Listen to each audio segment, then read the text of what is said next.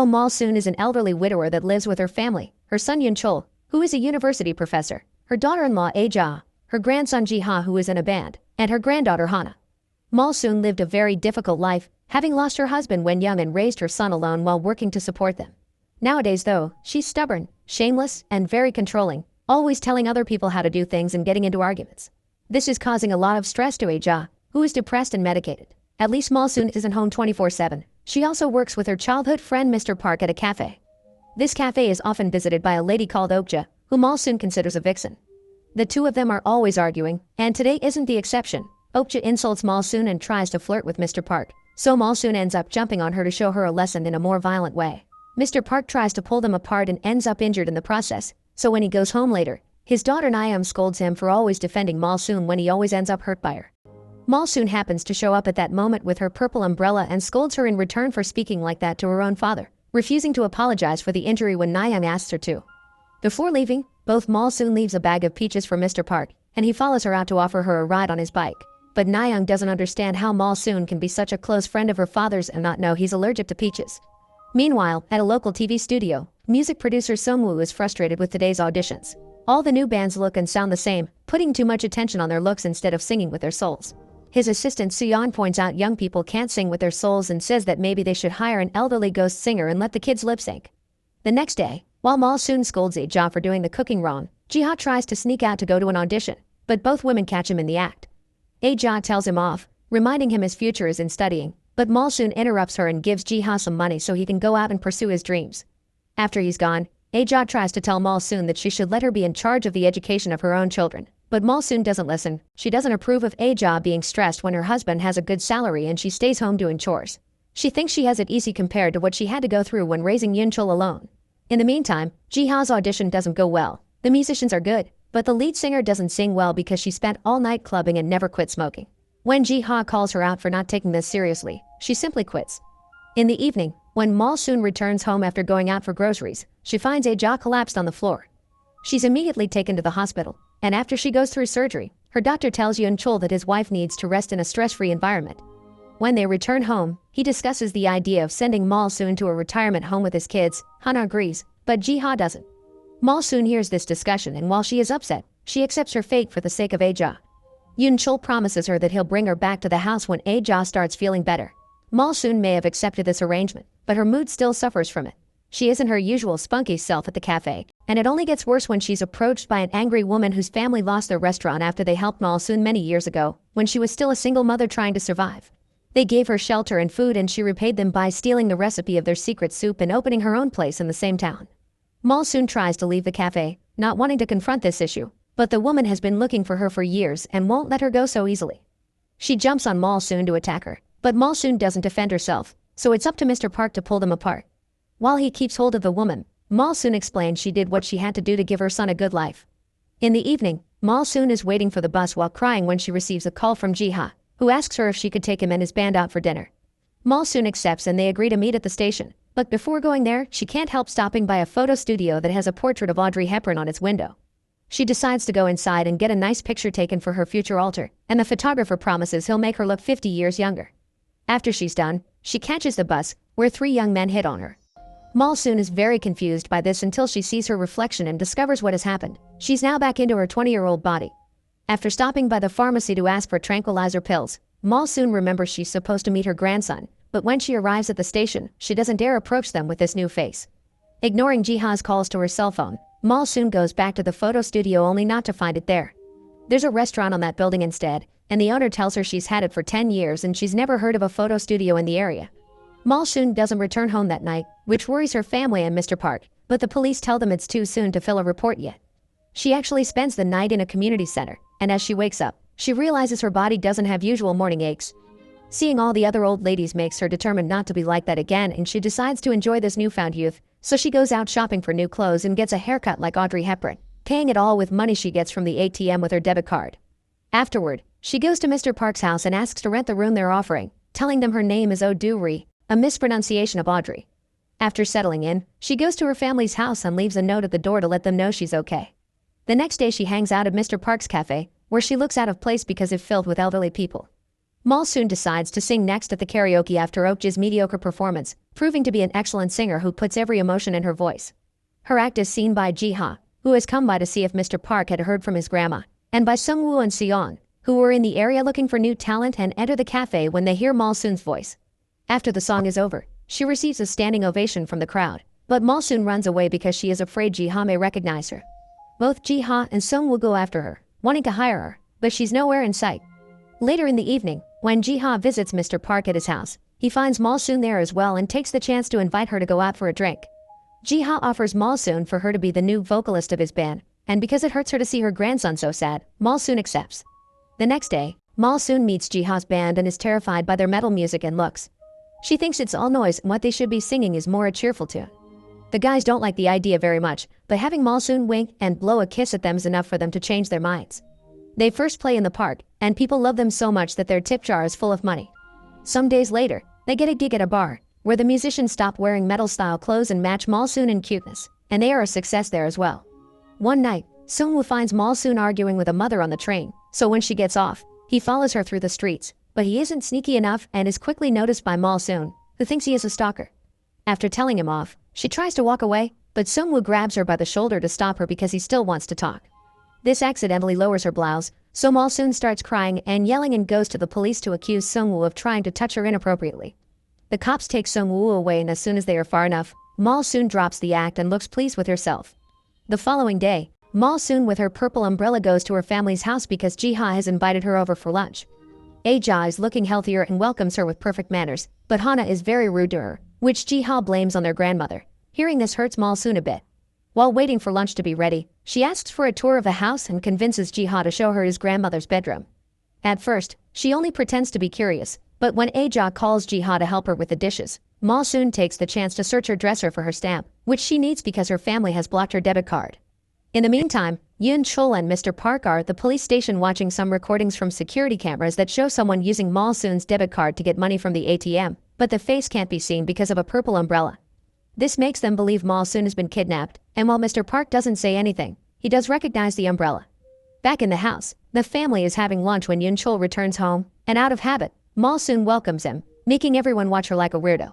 Malsoon covers up her slip by rushing to the bathroom, and from there, she spies on the family, seeing how Yoon Chul refuses to eat because of his current emotional state. The next day, Mr. Park watches Malsoon closely to confirm her umbrella is the same he saw on the security cameras. After she leaves for the day, he enters her room and rummages through her things, finding Malsoon's dentures and old shoes. Meanwhile, Sung-woo continues to turn down people at auditions until Malsoon and her band show up. He wastes no time and offers them a deal, which the band, of course, accepts. When Malsoon returns home, she finds the bag with her dentures hanging on the clothesline. Mr. Park sneaks behind her and tries to knock her out, but Malsoon quickly overpowers him and ties him up instead. That doesn't stop him from calling her out, revealing he thinks she's killed Malsoon and asking her to kill him too because he can't live without her. When he was 13, he lost his parents and Malsoon's family took him in, and Malsoon's smile would always help him stay strong. Hearing this, Malsoon takes pity on him and smiles at him, asking him why he doesn't recognize her. After watching her for a moment, Mr. Park finally realizes the woman in front of him is Malsoon herself. The following day, the two of them spend some time together at the cafe.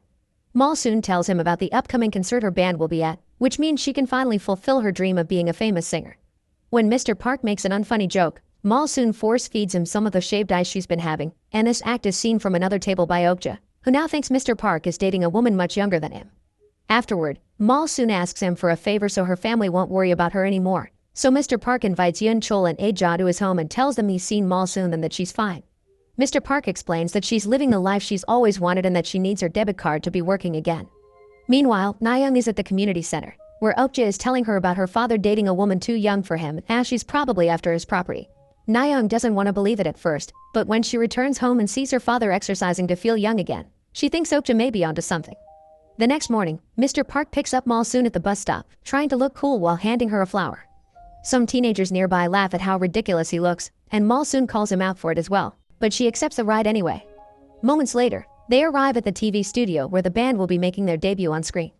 Malsoon sings from the heart as she remembers her husband, falling in love with him and losing him, and the trouble she went through to raise her son alone. By the time the song ends, she's crying, but the public has loved every second of it. A couple of days later, the band goes to a water park with Mr. Park, Sung-woo, and Seon. When they get in the special pool, a giant wave makes Malsoon and Mr. Park slip and almost drown, Mr. Park ends up passed out on the shore somewhere, and Malsoon is saved by Sung-woo, who takes her to a nearby table so she can rest. He tries to get to know her better, but Malsoon avoids the question, saying she'll reveal more about herself in the future as she finds herself attracted to Sung-woo. Their light chat is interrupted when Sung-woo notices Malsoon's foot is hurt, and Malsoon freaks out a little when she notices that the area around the bleeding cut is getting wrinkly. Claiming she'll go to the hospital, she rushes out of the park, and later at home, Mr. Park does a test. He pokes her foot with a pin and that area also gets wrinkly around the wound. At that moment, Nayoung enters the room and finds them in what she considers a compromising position.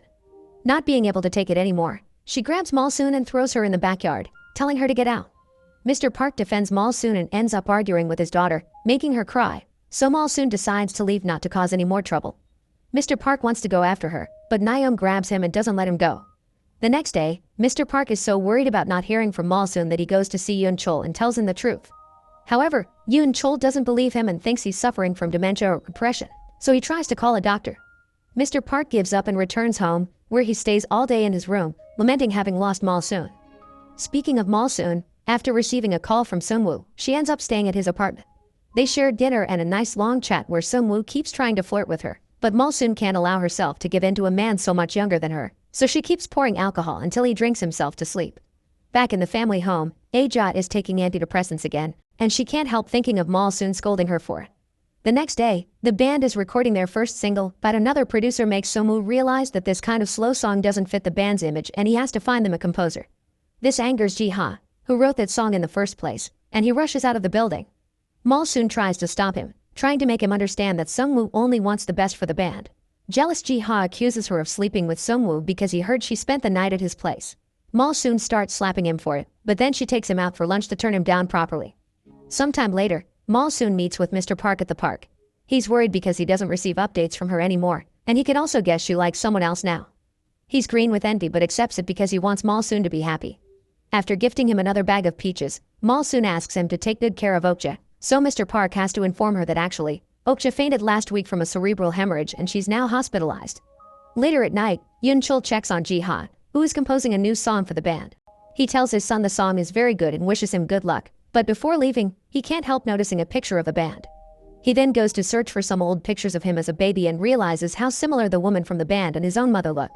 Some days later, Malsoon has a date with Sung-woo at the park, and when he confesses his feelings, she tells him she can't accept them because the age difference between them is too big.